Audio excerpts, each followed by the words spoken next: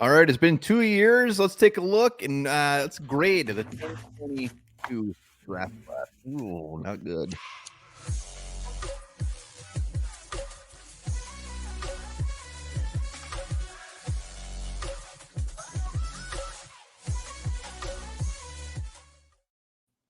All right, welcome back to the Onebar and Lupagus show. I'm Onebar with Lupagus. Generally, I consider ourselves a fairly positive Vikings show, but we're grading the 2022 Vikings draft class. So get your puke bags.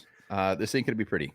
Well, yeah, I mean, we're always positive, but we call it like it is. If you're a turd, you're a turd, and we're gonna tell you you're a turd. We've both been turds at plenty of times on the show. If you don't want to be a turd, go get yourself over to Happy Nuts. Get yourself one of these lumberjacks right here. Boom. Use a promo code in the link, and it'll be $30 from now until the end of January. Look at that. Wow. Get that lumberjack. Get that lumberjack. It is real nice. Real nice. Yeah. Also drop hashtag Happy Nuts for your chance to be entered in a drawing at the end of the month for a lumberjack. You can shave your balls, pubes, chest hair, whatever you want. Got it. And also, Amber Nelson, if you're out there, you won last time, let us know. Onebarlupagus@gmail. All right, we're going to grade these players one by one real quick, and then we're going to give the whole draft class a grade. Follow along in the comments and grade with us, and let's go. I mean, here's the draft class. We're going to go one by one. So let's start with, you know what? Let's go back to front. One of my favorite things to do. Let's start out round 7 with Nick freaking Muse. Lupagus, the floor is yours. You know what? I'll give Nick Muse credit for still being on the roster, still being relevant. He's a practice squatter. He did see some action in the season. And obviously, there's that picture of him floating around from college with his belly hanging out, which is one of my favorites. So, Nick Muse, there's still hope for Nick Muse, but no production really through 2 years. And what's your grade? Oh, it's a D. It's a D. It's a D. Well, let me be clear. Nick Muse has not seen the field. I think he does have a role in this offense next year, but you know what? I can think whatever I want. We haven't seen it yet, so that doesn't matter. Take it out of the equation. That picture alone gets him up a whole letter grade and a half for me. So he would be a D, but I'm giving him a C+ just because of that picture, and he has given us more memories with that picture than a lot of these other players in the draft class. So, Nick Muse, thank you. So my favorite moments from our show is when we dropped that picture. Yeah, it was beautiful. All right, let's go to Jalen Naylor, the 6th-round wide receiver. Didn't see the field much this year. Injuries and really just, I don't know if he's very good or not. Yeah, I mean, if this is based slowly on production, it's an F, but I think there's still plenty of hope and upside here with Naylor. It seems like the coaches like him. He always shows out in the preseason, especially mini camps. That's where he tends to shine, but he needs to start shining when it counts. The fact that there's still some hope for this guy, I'm going to C-. Yeah, I'm not basing any of these grades off hope. I'm basing them on what they've done. Like, I hope we win a Super Bowl next year. So, yeah, that's why Nick Muse didn't get a good grade. So, Jalen Naylor, he does have a touchdown, correct? Give a shit. D-. D-. I don't even think he makes the team next year. You hate Jalen Naylor. Really? I hate the fact that Jalen Naylor hasn't like stepped up over the, like when Keel Harry's out there and Jalen Naylor's not, and when Lucky Jackson's out there and Jalen Naylor's not, that's not good. So yeah, I just don't know when, how healthy he's been. So that's the question with me. Well, health is a part of the grade. I mean, if you're not on the field, you're going to get a bad grade. So I didn't give him a good grade. You got high hopes for him. Vidarian Lowe, who we ended up trading to the Patriots. Yeah, we got what, a 6th rounder back? I want to say it was 6th or 7th, and to be honest, it wasn't. I didn't care enough to look. Whatever we got back in return doesn't matter. I mean, we're basing this off of players that aren't with the Vikings anymore. I'm basing this off of what they did for the Vikings. He didn't do much, even with his time with the Patriots. I think he started 8 games this year. Didn't play good. What's your grade then? I'm going to give him a D-, not an F, just because we did get some compensation for him and didn't just flat out cut him. Well, you said we didn't get anything out of Vidarian Lowe. No, that's not true. We got a future draft pick, which maybe that future draft pick will pan out. So hell yeah, that's factored in my grade. We also had dinner with him at training camp. Hold on. He was having dinner in the same room, far apart. So yeah, don't lead our. You know what? We've always been honest with our viewers. Don't pretend you had dinner with him. We had dinner with him. For that, I'm giving him a C. You're giving Vidarian Lowe a C? Yeah, we got a future pick. It could be awesome. think we already used it, didn't we? No, we traded him end of camp this year. All right, you're right. We got something for him. So so far, not looking good for this draft class. Let's go to Ty Chandler, 5th round running back, who actually got to finally see some action this year. Nice 4.5-yard carry, 21 reception, 3 scores. So showed a little life in a running game that was not very good. You go first. Explosion, vision, ran with some power, had some good games. I think he had our first 100-yard game this year. The fact that he could be our lead back, I'm not saying he is, he could be our lead back next year. And obviously, if he gets that role and starts out 17 games, let's go higher. But I'm gonna give him a B right now. This pick is looking like it's gonna turn out. Yeah, I mean, I know you're much higher on him for next year than I am. I want a different running back. I still want Chandler to be our number 2 and a guy. If somebody goes down, I'm gonna give him he's a 5th round running back. Pachenko, we could have had him there. I'll give him a C+. A C+. I think Pachenko are the breadcrumbs. What's that mean? Or Pachenko brand Pacheco. Oh, Pacheco. C+ for Ty Chandler. Wow, you're a real strict judge. I mean, running backs. I think a lot of running backs could have done what he did for us. So nothing against him. Alexander Madison couldn't. I'm not. I would give Alexander Madison an F for the year. Let's go to Atamueo, the 5th rounder from Minnesota. And to be honest, out of this draft class when we got it, I thought he might have been one of the better steals. And when I say steal, I meant I thought he was going to add some really good depth to this defensive line. Maybe not so much a day one starter or even a starter, but just a guy, a big body guy that can go in and make some noise. And he didn't make any noise. Yeah, it wasn't like he had a real tough task to crack that depth chart. There wasn't much talent ahead of him, and he still couldn't do it. I believe he might still be on the Jaguars practice squad. Yep. If he's even out there at all. I actually forgot all about this guy, and like you, I was excited. I thought maybe he had some untapped potential. Didn't quite reach anywhere close to his ceiling in college. So I thought there's a lot to go with this guy, and there was nothing there. Nothing. F. We always love to root for our Gophers, but we got to put our Gopher hearts aside. Yeah. All right, let's go to Caleb Evans, round 4 corner, who we traded up for and had a real rough year. Real rough year. Yeah.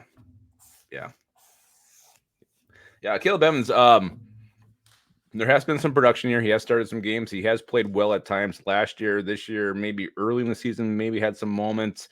Whatever. I don't know what happened. The wheels fell off halfway through the year. And then toward the end there, he was getting pulled for an undrafted rookie, Jalen Williams. When he was out there, he just didn't cover anybody. There's receivers just running free. He didn't understand what he's supposed to do. Brian Flores' defense is not for him. I don't know if any defense is for him. But the fact there's still a little bit of production there, I'm going to give it a D, but it's probably be an F by next year. Yeah, I mean, he started 15 games, but I don't care if he started all 18. I mean, he was getting benched. He looked horrible. I think he's got a long ways to even make the roster. D-. Yeah. He gave us production, but he's not going to get any reproduction. No reproduction out of me. Brian Asamoah, who saw more time last year, actually. I know injuries were an issue this year, but when he was out there, he graded very, very poorly this year. And he was behind Ivan Pace. He's behind Jordan Hicks. I get it, but he was 4th rounder, right? For a 4th round guy. I think he was a 3rd rounder. Oh, God, I keep putting that one up. Asamoah was a 3rd rounder. For a 3rd round guy, you can't be 3rd on the depth chart. Yeah, honestly, when his pick was made, I wasn't excited about it, and then I got excited thinking, this guy's got speed, he can get range, he's gonna do all this stuff. He's never been healthy. When he is healthy, he just sucks.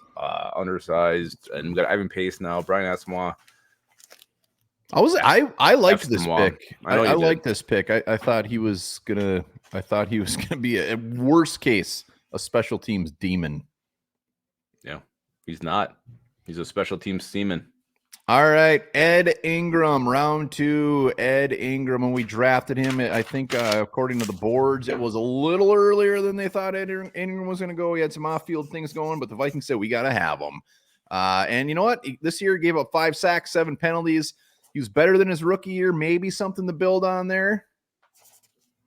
Yeah, he was. And he started a shit ton of games. I mean, so if you're going strictly from production, Vikings got return on this pick, definitely. And a guy you like to see that he's improved from year 1 to year 2. Year 1 was very, very rough at times. He tripped Kirk Cousins. He knocked the ball out of his hands. I think he cleaned that up this year. Damn good run blocker. I have a lot of hope for Ed Ingram, and I think he will be our starting right guard next year. If he continues to improve, this grade will go up. But right now, it's a B. Yeah, I'm at a C for Ed Ingram. His rookie year was a disaster.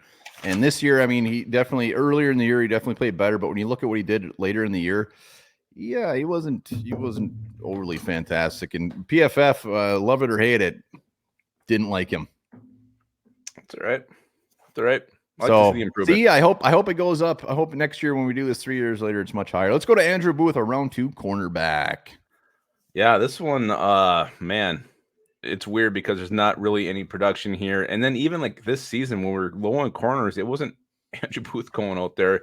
It was like Jalen Williams getting out there at times.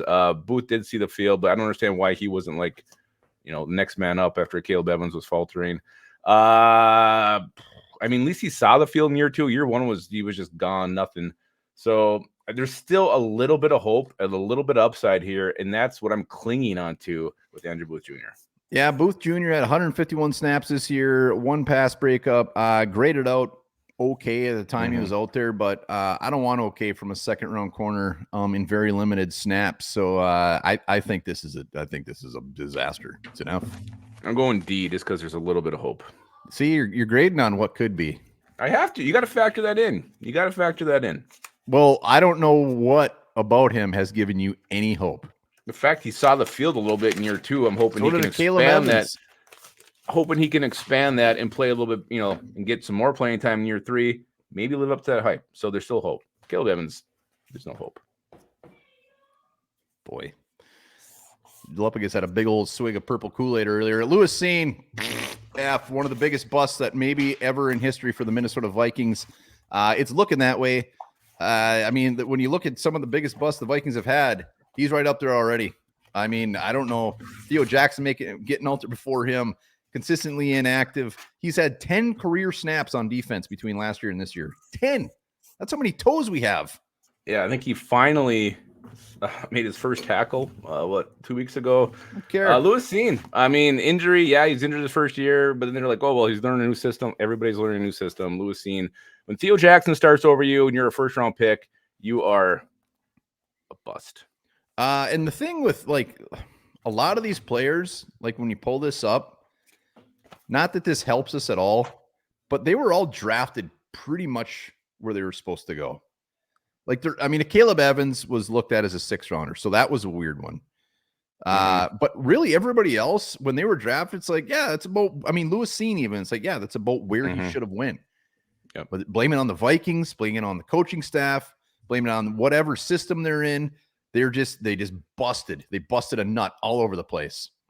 I mean, there's so many factors that go into it, why these players have busted, and you can really dig into it and try to figure it out with each and every one. Everybody's story and journey is a little bit different, but yeah, maybe this was just a bad draw. But we will be grading the 2023 draft class as well after year 1, as futile as that is. We're going to do it. We'll see if Quasey did better with the second class. Well, can we agree that the overall grade for this draft is this? Oh, yeah, for sure. It's definitely an F. You can't have these many misses, especially at the top. Ed Ingram might turn out to be, a solid starter. Maybe nothing better than that. Ty Chandler could have some hope. And you also, undrafted rookie Ryan Wright as your punter. We'll see. Hey, we're factor him in there too. Draft class, though. I'm just saying it's part of the draft class. The undrafted class is also part of it. Yeah, this is probably gonna be an F. It maybe has potential to get to the D level. Overall, but this is probably gonna be an F. We look down here 3, 4, 5 years down the road. I got a marker that has clearly exploded all over me. Hope you're not wearing your good jeans. Here's the thing. When you're excited about a 5th round running back that averaged 4.5 yards a carry, it's a bad draft class. When you're excited about a guard that's probably one of the worst in our division, but we're still excited about him, that's a bad draft class. So this will go down when you look at the draft class, and there's some dandies, but everyone seems to always, like the Darasaz or whoever, always saves us. So it's not a complete disaster. This is a disaster. This is one of the worst ones. Well, it is. But again, Ty Chandler could end up being the starting running back next year. He could have a great year. There's still that potential for him. So that's why you got to give it 3 years. If it doesn't happen after year 3, and then it's definitely a failure. It's true. Yeah. All right. Let us know in the comments. Overall grade the players, whatever you want. And put that Happy Nuts down there too.